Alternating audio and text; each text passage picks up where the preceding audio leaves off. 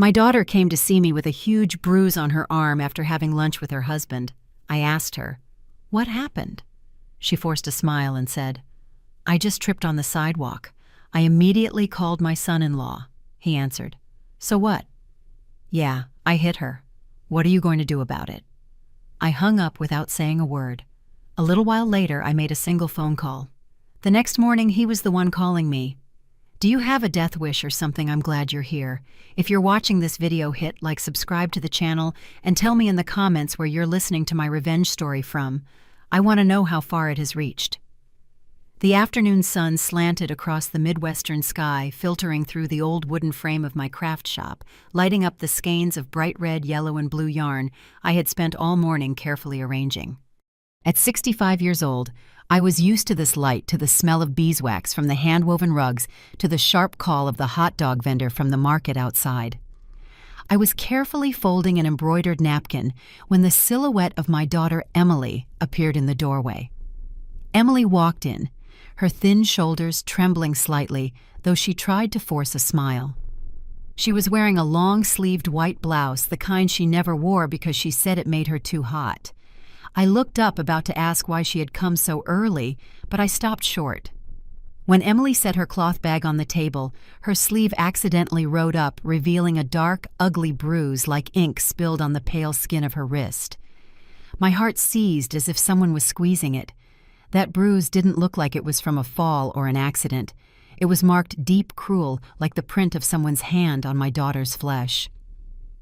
"What is it, sweetie?" I asked, my voice trembling, even though I tried to stay calm. Emily quickly pulled her sleeve down, hiding the bruise, and then gave a crooked smile, the kind I knew meant she was hiding something from me. "It's nothing, Mom. I just tripped on the sidewalk." Her voice was soft, but her eyes avoided mine. I wanted to press her, to take her hand, to lift her sleeve, and see if there were more marks, but I just stood there, frozen. Something inside me held me back, as if I was afraid that if I asked more, the truth would come out, and I wasn't ready to face it. Silently, I pulled out a chair for her to sit. "Sit down, honey. I'll get you some lemonade." I went to the kitchen, holding the pitcher with my heart in a knot. She had been my greatest joy, the daughter with a smile as bright as the morning sun, who always told me her big dreams of having a happy family. Now she sat there, thin, quiet, like a shadow of her former self. I placed the glass of lemonade in front of Emily, trying to manage a smile, but my eyes couldn't leave her arm even though it was covered again. Suddenly, Leo, my 8-year-old grandson, ran into the shop and hugged my legs. "Grandma, today the teacher said my drawing was the best in the class." The boy chattered, his bright eyes shining. I bent down, stroked his head, and felt my heart warm a little at his innocent smile. Leo was my whole world, the reason I still got up every morning, the reason I kept weaving rugs, the reason I kept living after my husband was gone. But not even Leo's smile could chase away the unease in my chest. I glanced at Emily and saw her with her head down, fidgeting with the rim of the glass as if trying to hide a secret. When Emily got up to go to the kitchen for a donut, I called Leo over and kept him close. I lowered my voice and asked him gently, "Was your dad angry today, my boy?" As soon as the question was out, I regretted it. Leo's bright eyes froze for a moment, and then he looked down at his worn-out little shoes. He said nothing, just ran silently to a corner of the shop where he kept some old toys. My heart felt another squeeze. An 8-year-old boy doesn't know how to lie, and his silence was more terrifying than any word. I stood there, my hands gripping the edge of the table, trying not to shake. Emily and her son stayed a little longer at the shop, and then she said she had to get back to the city to make dinner. I walked them to the corner, watching Leo take his mom's hand, skipping along the pavement. Emily turned and gave me a hug, but it was a cold hug, as if she was trying to keep her distance. When their figures disappeared around the corner, I went back to the shop, closed the door, and sat alone in the growing darkness. The colorful skeins of yarn now looked blurry, just like my mind at that moment. I didn't want to believe it, but I knew. The bruise on Emily's arm wasn't from a fall, and Leo's silence was the confirmation I never wanted to hear. That night, I sat at the small dining table in my humble home, the yellowish light illuminating the peeling wall. I picked up the phone, my finger hesitating over the screen. Finally, I took a deep breath and dialed the number of Mark, the son-in-law I once trusted to make my daughter happy. The phone rang 3 times, and then his voice boomed, polished and arrogant. "Mrs. Linda, what can I do for you?" I didn't beat around the bush. I went straight to the point. "What did you do to Emily?" My voice sounded firmer than I expected, but inside my heart was pounding. There was a second of silence on the other end of the line, and then a mocking laugh as cold as a knife. "So what? Of course I hit her. And what are you going to do about it?" He said each word like a slap in the face. I wanted to scream at him, but I just hung up my hand, trembling with rage. I didn't want him to hear my voice break. I didn't want him to know how weak I felt. I got up, left my house, and went to Mrs. Carroll's, my neighbor and friend for so many years. I pretended I needed to borrow some cornmeal, but really I just wanted to find someone to share the anguish that was suffocating me. As soon as she saw me, Mrs. Carroll ushered me into her kitchen, her eyes full of concern. "I saw little Emily crying alone outside the door this afternoon. Mrs. Linda," she whispered, her voice as shaky as mine. I called for her to come in, but she just shook her head and left. Her words were like adding more fuel to the fire burning inside me. I thanked her, took the bag of flour she gave me, and walked back home, each step feeling as heavy as if I were carrying stones. In my small room, I lit a candle in front of the portrait of my husband David, who had left me 10 years ago. His black and white photo was still there on the small altar, his kind eyes seeming to look at me. "David, if you were here, what would you do?" I whispered as tears rolled silently down my cheeks. I prayed not for myself, but for Emily, for Leo, and for myself to have enough strength to face whatever was coming. The candle flame flickered its faint light, illuminating his face, as if he were answering me with his silence. The next morning I woke up earlier than usual. The sun hadn't yet bathed the cobblestone street, but I was already in front of the mirror, smoothing my gray hair, tying my shawl tightly around my shoulders. I wanted to look strong, not for me, but for Emily. She was standing in a corner of the room in her long-sleeved blouse, her eyes red but trying to smile. "Mom, you don't have to make a scene about this," she said in a small voice that seemed to beg me to stop, but I just shook my head and took her hand. "Come with me, Emily. We can't let this go on." And inside me a fire was simmering, not of anger, but of love for my daughter, a love that nothing could extinguish. We walked into the police station downtown, where the smell of burnt coffee mixed with the squeak of a ceiling fan. Emily walked behind me, her head down, her eyes fixed on the old tile floor, as if she wanted to become invisible.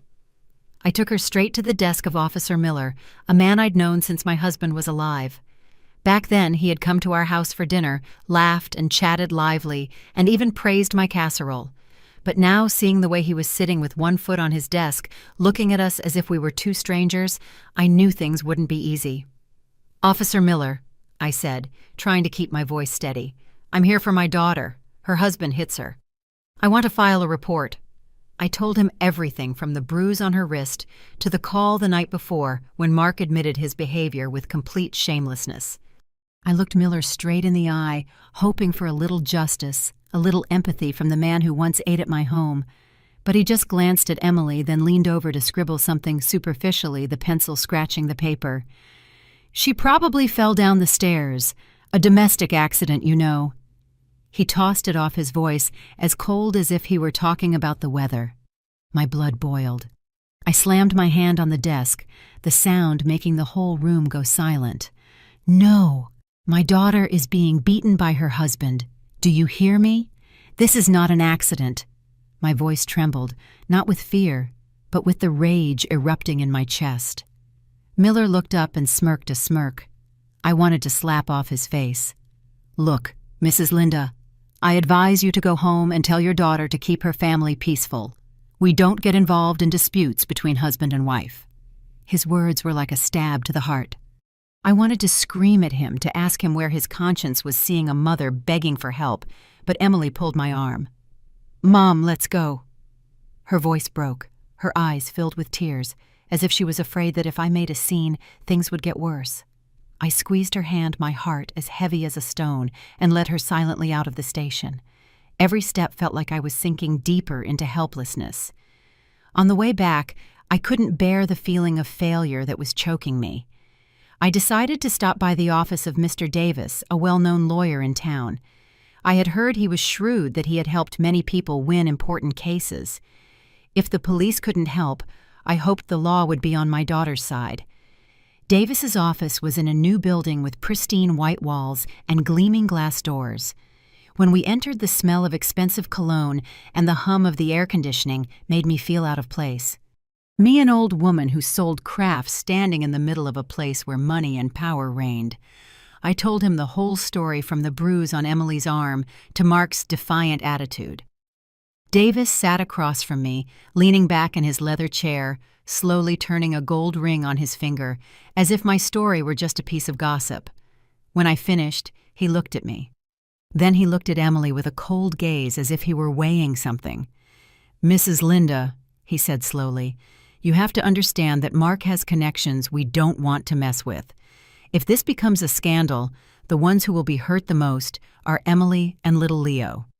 His words were another slap in the face, but this time it didn't just hurt. It made me feel small, powerless against the wall of power Mark had built. Emily was sitting next to me, her head down, her hands clasped tightly. I saw her shoulders tremble as if she were holding back sobs. I wanted to hug her, to tell her I wouldn't give up, but a lump formed in my throat. I had Emily get up. I didn't say another word, and we left the office in a suffocating silence. Outside, the scorching midday sun burned, but it was nothing compared to the fire of disappointment burning inside me. That afternoon, I decided to go with Emily to her house in the city. I wanted to see with my own eyes where my daughter lived, to understand why she insisted on hiding the truth from me. Emily's house was on the outskirts, a large house Mark had built with money from his construction company. But when we entered the yard, the air was so heavy I could barely breathe. Brenda Ortega, Mark's mother, was sitting in a wicker chair under the shade of an oak tree, a glass of juice in her hand, and the expression of an arrogant queen. As soon as she saw us, she glared at us and said in a sharp voice, "Your daughter is good for nothing but living off my family. She can't even handle meals for her husband and son." Her words were like a knife in my heart. I wanted to answer her, to tell her it was her son who was destroying this family. But Emily squeezed my arm hard, her tearful eyes pleading, "Mom, please don't." She hugged Leo tightly, who hid behind her, looking at his grandmother with bewildered eyes. I saw the fear in that look, and it hurt my soul. Just then Mark came out of the house, adjusting his tie with indifference, as if everything was normal. He looked at me with cold, challenging eyes. Then he turned to Emily and ordered, "Get in the house. Don't let your mother make a scene." I wanted to scream in his face, to ask him why he treated my daughter like that. But Emily's pleading look stopped me. I turned and left my steps heavy on the stone path. Behind me, Brenda's voice still echoed, full of contempt. "An old woman who sells rags isn't going to come here and give lessons to the Ortega family." Her words were the final stab, cutting deep into my pride. That night I returned to my small room back home. I sat in front of my husband's portrait, the candle flame flickering over his face. "David, you used to say that justice always finds a way," I whispered as tears rolled down my cheeks. "But where is the justice now? The police won't help the lawyers turn their backs on us. Our daughter is suffering and I can't do anything." I clenched my fists, my nails digging into my skin. I knew one thing for sure. The justice Emily needed would never be found in this corrupt system where Mark's money and power overshadowed everything. The next morning, the early sun was as gentle as ever, but my heart was not.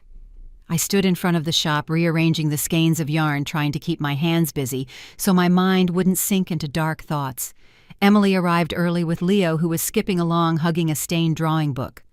"Mom, can you watch the boy for a bit? I'm going to the market to buy a few things," Emily said, trying to sound normal, but her eyes avoided mine. I nodded, hugged Leo, and forced a smile. "Be careful, honey," I said, even though I knew perfectly well she wasn't just going to the market. There was something in the way Emily hung her head and how she wore the long-sleeved blouse despite the heat that squeezed my heart. After Emily left, I took Leo inside the shop and sat him in a corner of the table with some colored pencils. I started displaying the newly woven rugs at the entrance. The familiar smell of cotton and beeswax calmed me a little. Suddenly, Leo ran to me, pulled my arm, and said excitedly, "Grandma, look what I drew!" He showed me a scribbled drawing of a house, an oak tree, and a woman. But then the world stopped. Right on the arm of the woman in the drawing, I saw some black marks. I asked Leo with a trembling voice, "Who did you draw?" Leo smiled innocently. "I drew my mommy. She has purple spots like this all over her body." I took the drawing, trembling, turned to Leo, and tried to keep my voice soft. "Leo, you draw so beautifully. But tell me, does your mommy's arm hurt?" The boy looked at me, bewildered, his bright eyes suddenly darkening. He didn't answer, just nodded, very slightly, fidgeting with a colored pencil in his hand. His silence was like a stab sharper than any word. I hugged Leo, pulling him close, trying to hide the trembling that ran through my body. "Come on, let's get you some lemonade," I said, just to get him out of that moment so I wouldn't break down in front of him. I went to the kitchen and took a bottle of herbal oil I made myself ever since my husband was alive. Every time Leo fell, I used it to soothe him, but today that bottle was for Emily. When she returned from the market, I took her to a corner of the shop where the light wasn't so bright. "Sit here, honey," I said with a shaky voice. Emily looked at me with worried eyes, but she obeyed. I gently rolled up her sleeve, though she tried to resist. The bruise was still there, not just one more visible in the daylight, like an irrefutable accusation. "This isn't from a fall, Emily," I said with a broken voice. "Tell me the truth, please." Emily quickly pulled her sleeve down, her eyes welling with tears. "Mom, I'm begging you, don't make a scene," she whispered, her voice cracking. "If I talk, he'll take Leo from me. I can't lose him, Mom." Her words were a blow to the chest. I wanted to scream. I wanted to go to Mark's house that very instant and confront him. But Emily's pleading look stopped me. She burst into tears, her thin shoulders shaking uncontrollably, as if everything she had been holding back for so long was overflowing. I hugged her, letting her lean on my shoulder, her tears soaking my blouse. "I won't let him hurt you anymore," I whispered, though I didn't know what I was going to do myself. I took the bottle of herbal oil and gently applied it to the bruise. The smell of mint and marigold spread, but it didn't soothe the pain in my heart. Every time I touched the bruise, I felt my daughter's pain not just on her skin, but deep in her soul. Emily stayed there crying silently, and I could only hold her tighter, as if I could protect her from the whole world. Just then, Mrs. Carroll, my neighbor, came into the shop with her market basket. She looked at Emily, then at me with an expression of compassion. "It's because of that Mark again, isn't it?" she asked in a low voice, as if afraid someone would hear her. "Last night I heard them arguing loudly. You could hear it from across the street." Emily quickly looked down, wiped her tears, and stood up, saying quickly, "I have to go now, Mom." She practically ran out of the shop as if afraid to face the truth Mrs. Carroll had just revealed. I walked her to the corner, watching her thin figure disappear, my heart in a knot. I wanted to stop her, to tell her not to go back to that house, but I knew she wouldn't listen. She was afraid of losing Leo, and that fear was bigger than her own pain. That night, as I was tidying up the shop, arranging the last rugs, the blinding lights of a vehicle lit up the interior. A screech of tires, and I immediately recognized Mark's familiar black truck. He didn't get out, just rolled down the window and shot me a cold, defiant look. His eyes seemed to say, "You can't do anything to me." Then he sped off the truck, disappearing at high speed, leaving a strong smell of exhaust and a silent threat. I stood frozen in the doorway of the shop, my hands gripping the edge of a table, feeling a rage I had never experienced before. He was reminding me that everything was still under his control, that I, an old woman who sold crafts, was nothing against his power. After that day at the police station and at the lawyer's office, I felt as if the whole world had turned its back on me. Officer Miller with his mocking smile, Mr. Davis with his gleaming gold ring, they were all on Mark's side, or rather on the side of his money and his power. I sat in my craft shop staring at the colorful skeins of yarn with an empty heart. I had hoped the law would protect Emily, but now I knew that the official path was closed, like a heavy iron door barred in front of me. That morning, I decided to confront Mark myself. I didn't tell Emily anything. I didn't want to worry her anymore. I tied my dark blue shawl, grabbed my cloth bag, and took the first bus to the city. The whole way I looked out the window at the passing cornfields, but my mind was only on Emily, the bruise on her arm, the scared look in Leo's eyes. I told myself that even if I was just an old woman who sold crafts, I wouldn't let Mark continue to trample on my daughter's dignity. Mark's office was downtown, a new building with gleaming glass as if flaunting its owner's wealth. The sign, Ortega Construction, shone under the sun with golden letters like a declaration of power. I took a deep breath and pushed the door open. Inside, the cold air from the air conditioning made me shiver. The secretary, a young woman with her hair in a high bun, looked at me curiously. I said dryly, "I'm Emily's mother. I want to see Mark." She hesitated for a moment, but still led me to the second floor, as if she knew I wouldn't leave easily. The office door opened, and I saw Mark leaning back in his expensive leather chair with one foot on the polished wooden desk. He was laughing loudly on the phone, his voice echoing through the office. Seeing me, he motioned for the person on the other end of the line to wait and then hung up, without wiping the smile off his face. "Mrs. Linda, what a surprise," he said in a syrupy tone full of sarcasm. "What brings you here? Want to buy a plot of land to build on?" He let out a laugh as if my presence was a joke. I stood tall, looking him straight in the eye, trying to keep my voice from trembling. "You hit Emily. I saw the bruises. How long are you going to deny your responsibility?" My words came out clear and cold, but inside I felt like I was facing a wild beast. Mark didn't answer right away. He got up calmly, poured himself a glass of tequila from a bottle on his desk, and took a sip without taking his eyes off me. "And what if I admit it?" he said with a shameless tone. "What are you going to do to me? Miller is my guy. Davis, too. You believe me, Mrs. Linda, in this town, nobody dares to touch me." His words were a blow to the chest. I clenched my hands, my nails digging into my palms, trying not to tremble with rage. "You're destroying my daughter's family," I said, my voice cracking, not from fear, but because I could clearly see my powerlessness in front of him. Mark leaned back in his chair, raising an eyebrow with a provocative smile. "Family," he said, drawing out the word as if mocking it. "I control this family. Emily is nothing more than an ornament in the house. And you, an old lady who sells crafts, what could you possibly do to me?" That sentence was like a knife to my pride. I wanted to scream, to grab him by the collar and yell in his face that Emily was my daughter, a human being, not an object for him to abuse. But I just stood there with a lump in my throat and could only say one thing slowly but firmly. "One day you will pay for what you have done, Mark." He let out a laugh that echoed in the room and then slammed the table as if he were watching a comedy. "I'll be waiting, mother-in-law," he said, his voice full of sarcasm. "Let's see what an old lady who sells souvenirs can do to me." I turned and left, feeling his contemptuous gaze fixed on my back. Every step out of that office felt a little heavier, as if I were carrying Emily's pain and my own helplessness. Outside, the scorching midday sun burned my skin, but it was nothing compared to the fire of anger and disappointment burning inside me. I stood on the sidewalk watching people pass by trucks full of good street vendors, calling out under the shade of the trees. Everything was going on as normal, as if no one knew my daughter was living in hell, that I had just been humiliated by the same man who had destroyed her happiness. Returning from Mark's office, I felt as if all my energy had been drained. The bus ride from the city back home seemed longer than ever, each turn of the wheels sinking me deeper into helplessness. When I opened the door to my house, the small room was already in shadow.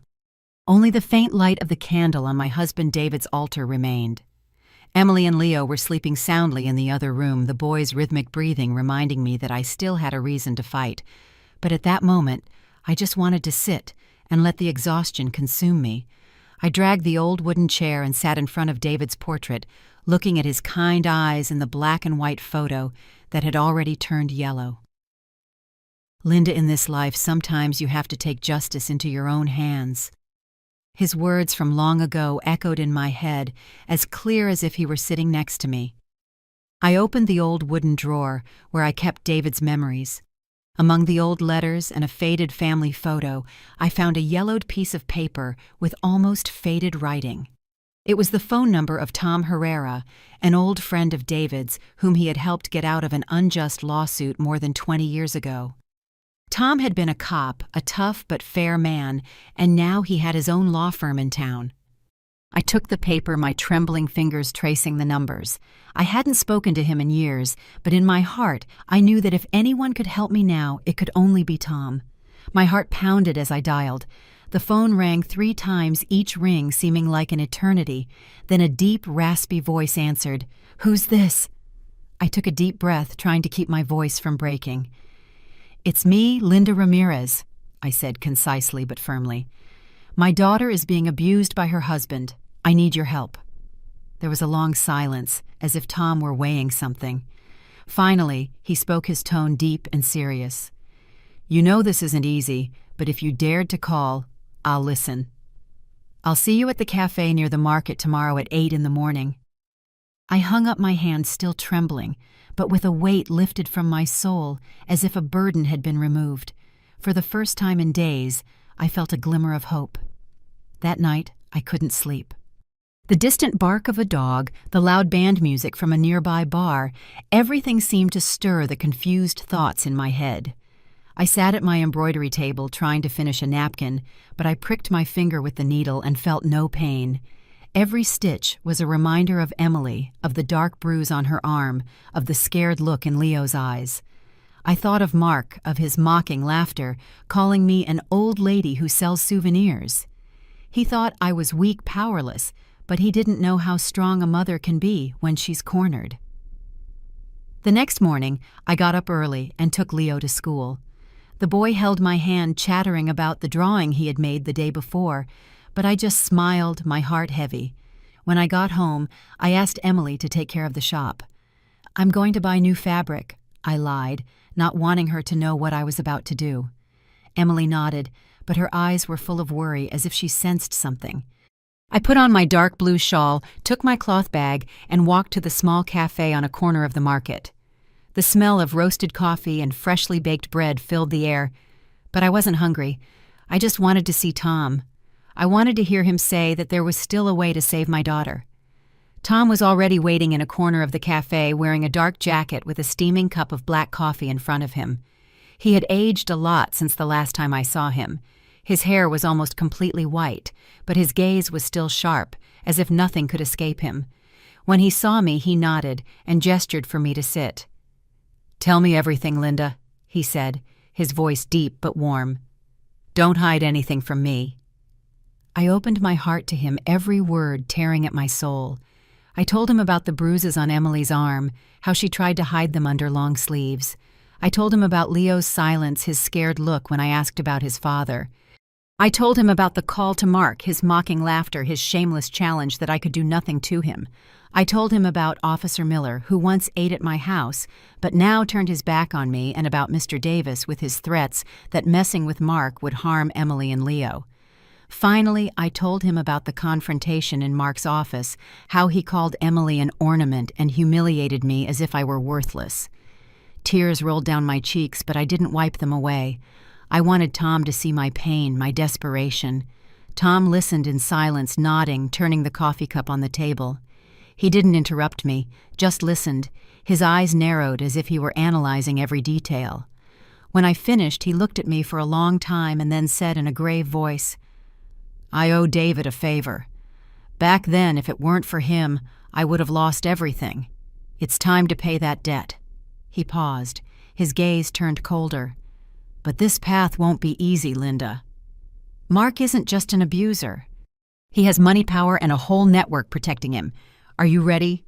I didn't answer right away. I clasped the hot coffee cup between my hands, feeling the warmth spread through my cold fingers. That was my answer. A week after our meeting at the cafe, I lived in a state of constant tension.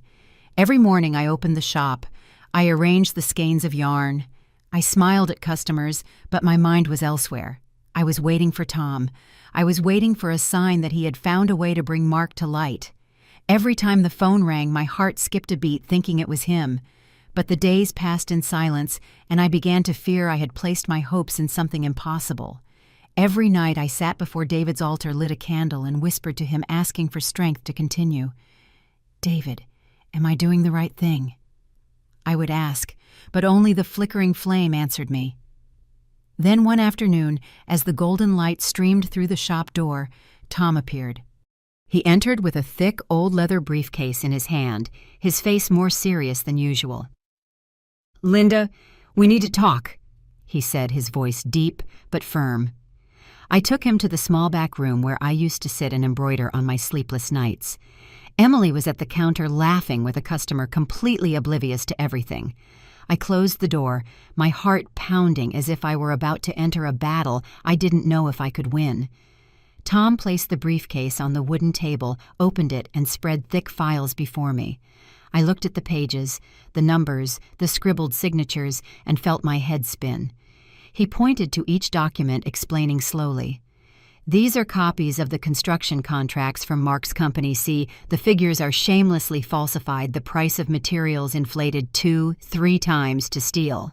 He moved to another stack of papers, bank receipts with bright red stamps. "This is proof that he launders money through a charitable foundation in his mother's name, Mrs. Brenda. The dirty money goes through there and then back into his pocket." Finally, he handed me a stack of invoices with a handwriting that made my blood run cold. "Protection Guarantee, Officer Miller." I took each paper, my hands trembling. Those numbers, those signatures, those notes were like knives, not only cutting my heart, but revealing the disgusting truth about Mark. He wasn't just a violent man who beat his wife, but the center of a small, dirty network of corruption. Tom looked at me. His eyes narrowed and lowered his voice. "As you see, Linda, he doesn't just hurt Emily. He's part of an entire rotten system. To take him down, we have to target the whole system." I nodded, but a lump formed in my throat and I couldn't speak. I thought of Emily, of the dark bruises on her arm, of the scared look in Leo's eyes. These papers weren't just evidence. They were hope, the hope of being able to get my daughter out of the hell Mark had created. But just then, Emily's voice came from the front. "Mom, a customer wants a rug." My heart jumped. I quickly gathered the files, hid them under the table, and went out forcing a smile. It was an American couple, blonde, with bright smiles, looking for souvenirs. I showed them some embroidered napkins. I told them about each stitch, but my mind was still in the back room where Mark's secrets lay. When they left with a bright red rug under their arm, I went back to Tom. My heart was still pounding from the fear that Emily had seen something. I didn't want her to know. I didn't want to burden her with more weight. Tom sat down, took out a cigarette, lit it, and took a long drag. The smoke floated in the air, mixing with the smell of beeswax from the rugs. "I'm going to prepare an anonymous complaint," he said slowly. "It will be sent directly to the Department of Public Works and the IRS. But to be sure, we need a witness from the inside, someone who knows exactly what's going on in Mark's company." I immediately thought of Sarah, Emily's best friend, who worked as an accountant at Ortega Construction since the company was founded. Sarah had come to my shop, had sat down to eat donuts, and told me about her hard times. If there was anyone who would dare to stand up to Mark, it could only be Sarah. "Sarah," I said with a confident voice, "is Emily's best friend. She knows a lot about his company." Tom nodded, his eyes lighting up. "If she agrees to cooperate, we'll have another deadly arrow," he said with a determined voice. "But you have to convince her, Linda. It's not easy. She might be scared, she might refuse." I nodded, knowing this path wouldn't be easy, but I had no other choice. At that moment, Leo ran in from the street, holding up a colored pencil drawing. He was beaming, his face lit up like the sun. "Grandma, look, I drew our house," he boasted in his clear voice. I bent down and looked at the drawing. A small house, a mother and a child holding hands under the shade of an oak tree. "My daddy isn't there," Leo added with the innocence of someone stating the obvious. A lump formed in my throat, as if someone were squeezing my heart. I looked at Tom and saw him put a hand on my shoulder with a resolute look. "That's exactly why you have to see this through to the end, Linda," he said, his voice deep but firm. "Not just for Emily, but for this boy." I hugged Leo, feeling the warmth of his small body. His drawing wasn't just scribbles, it was a reminder of why I was fighting. I looked at Tom, nodded, and inside me a fire ignited stronger than ever. Mark might think he controlled everything, but he didn't know I had found an ally and that I wouldn't stop until he paid for what he had done to my daughter and my grandson. One afternoon, Tom met me at a small diner in the city where the smell of burgers and fries mixed with the sizzle of the grill. I sat across from him, my hands gripping the edge of the worn wooden table, trying not to tremble. Tom didn't say much, just placed a thick, yellowish manila envelope on the table. "These are copies of the documents I've already sent," he said, his voice deep and confident. "The game has begun, Linda." I looked at the envelope, my heart pounding, as if it wanted to burst out of my chest. Outside, the city streets were still bustling, a street vendor calling out, "Hot dogs, get your hot dogs here." His voice echoed, but I only heard the beating of my heart. Everything outside was normal, but I knew a storm was brewing underground, and I was the one who had started it. I didn't dare open the envelope in the diner. I feared curious glances. I feared someone would see me and alert Mark. I put the envelope in my cloth bag and held it tightly during the entire bus ride back home. That night in my small room, when Emily and Leo were already asleep, I opened the envelope by the flickering light of a candle. The papers inside were the proof, the falsified contracts, the money laundering receipts, the bribery notes, all like bullets ready to take Mark down. I read every line, my hands trembling, feeling a mix of joy and fear. Joy because I finally had something to confront him with, and fear because I knew this path would be more dangerous than I imagined. 3 days later, the first rumors appeared.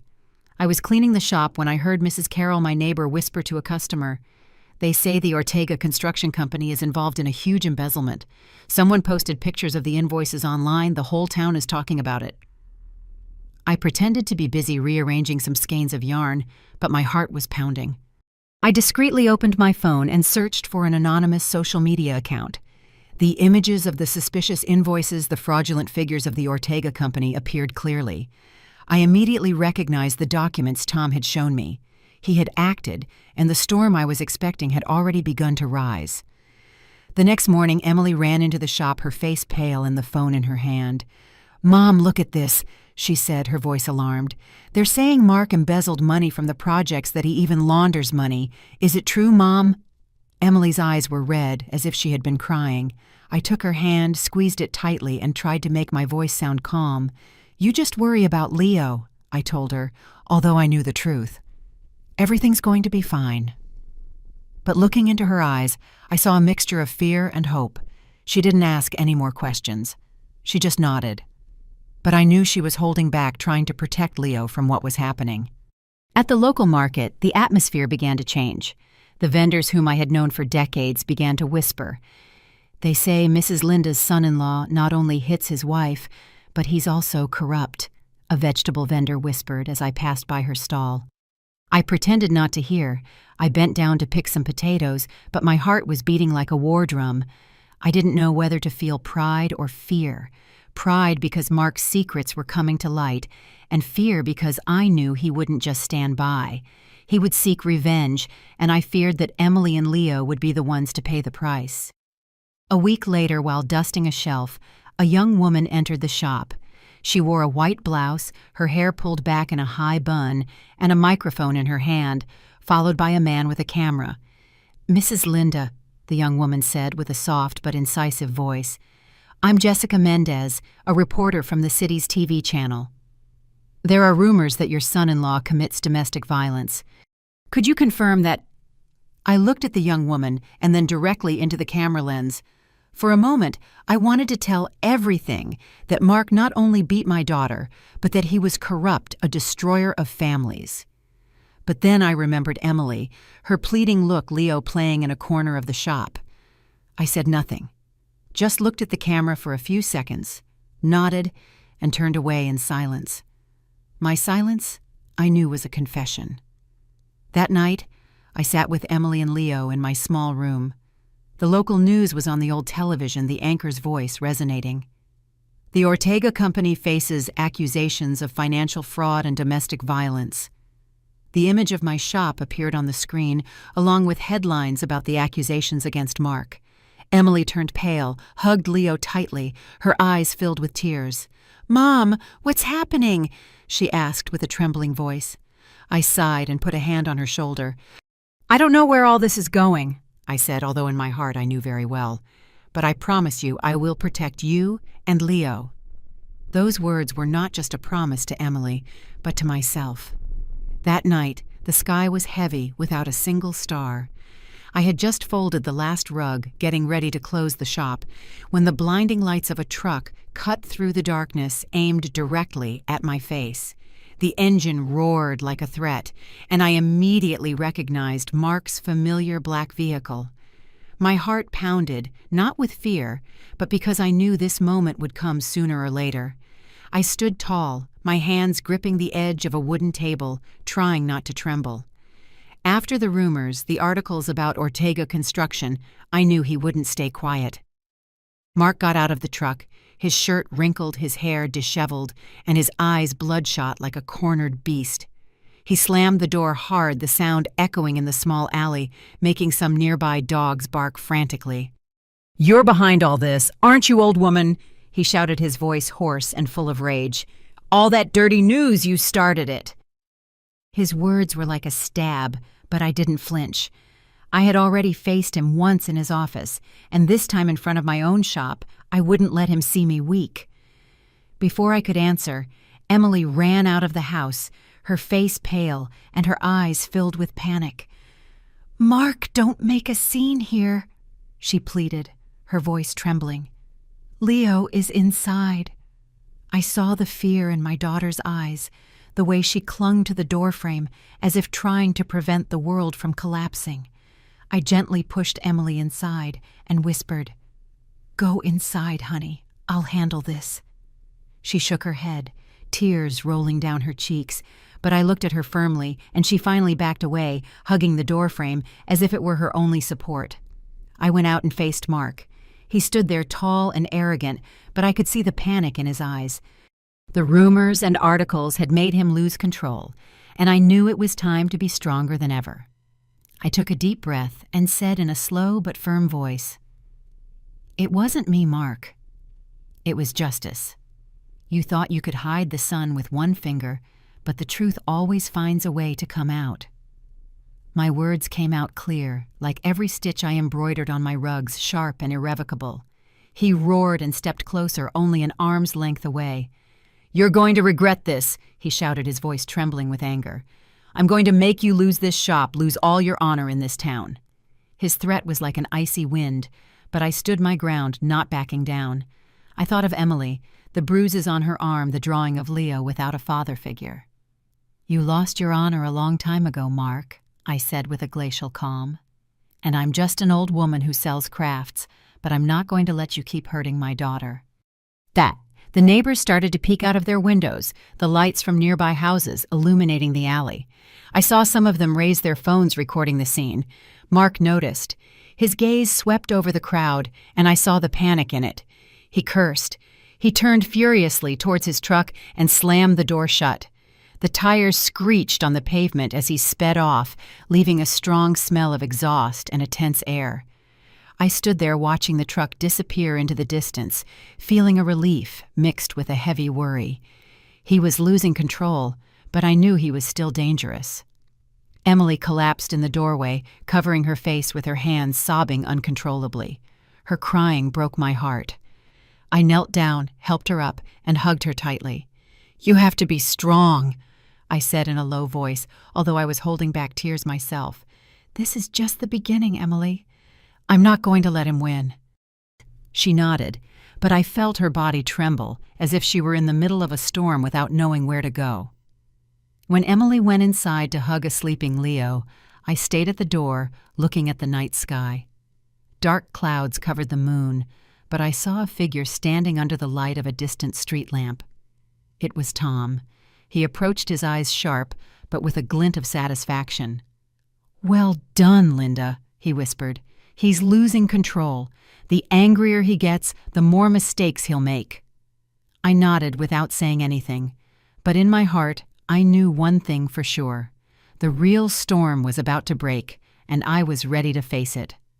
After the night Mark came to make a scene in front of the shop, I couldn't sleep a wink. The wind whistled through the cracks in the old wooden door, the distant bark of a dog, and my own heart beating so loud it felt like it was going to burst out of my chest. The next morning, as the first rays of sun appeared, Tom knocked on the door.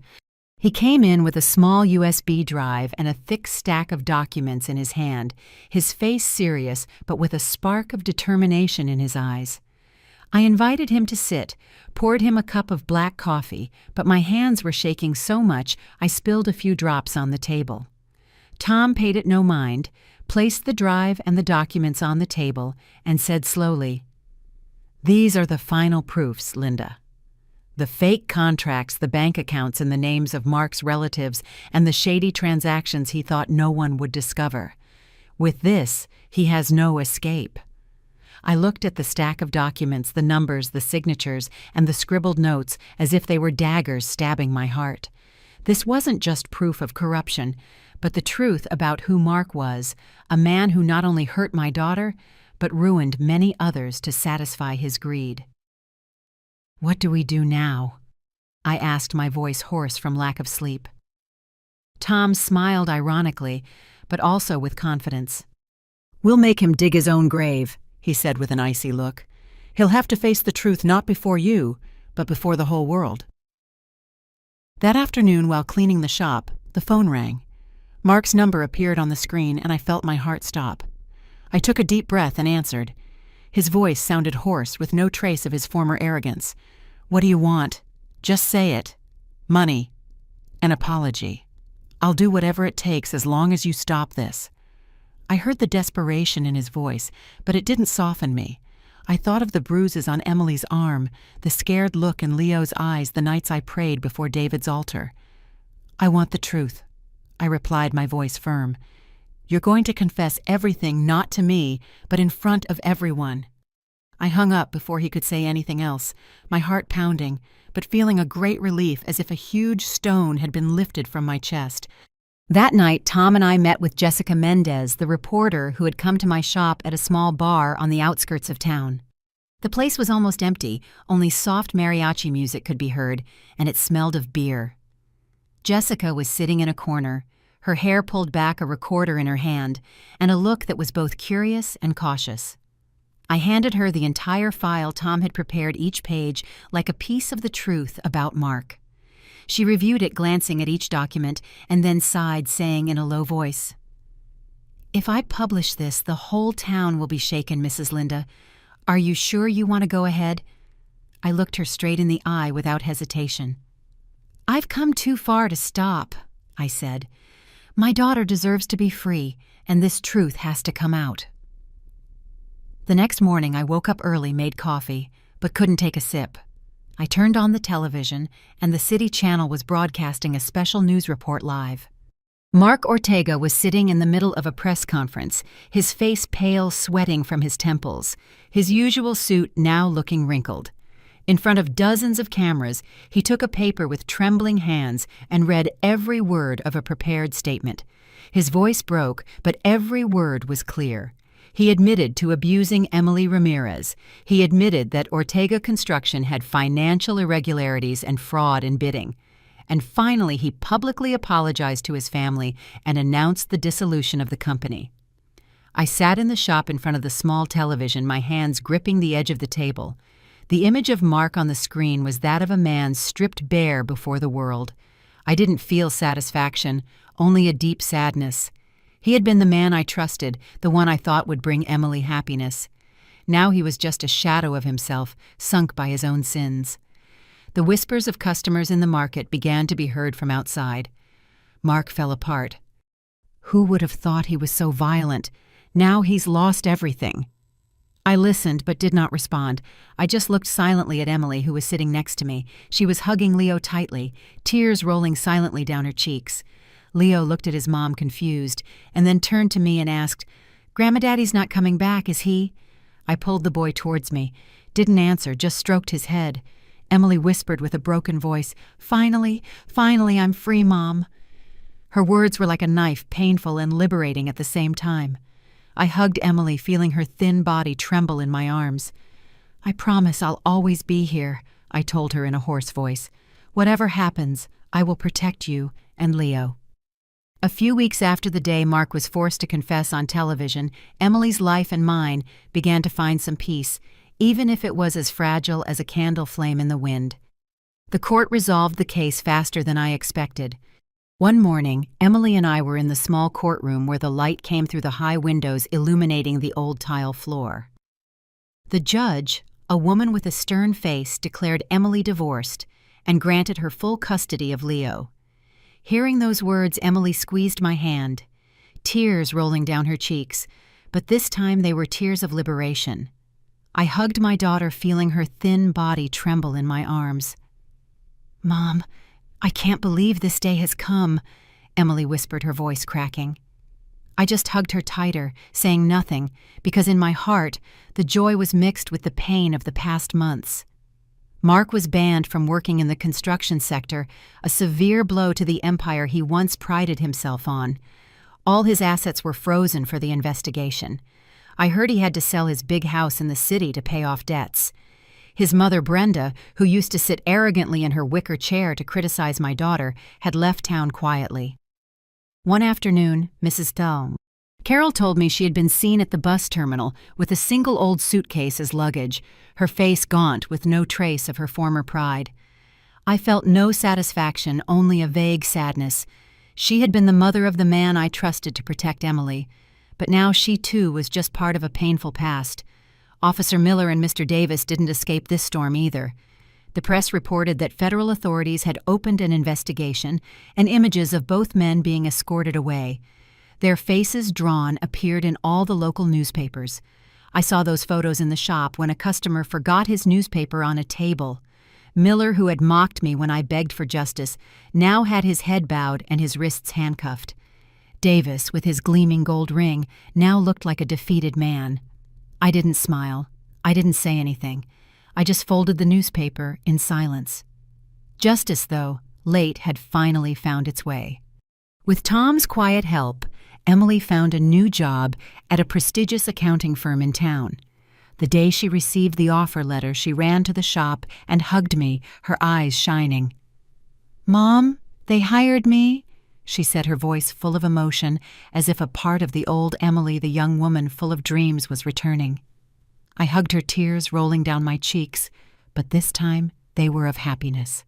"You make me so proud," I told her, although a lump formed in my throat.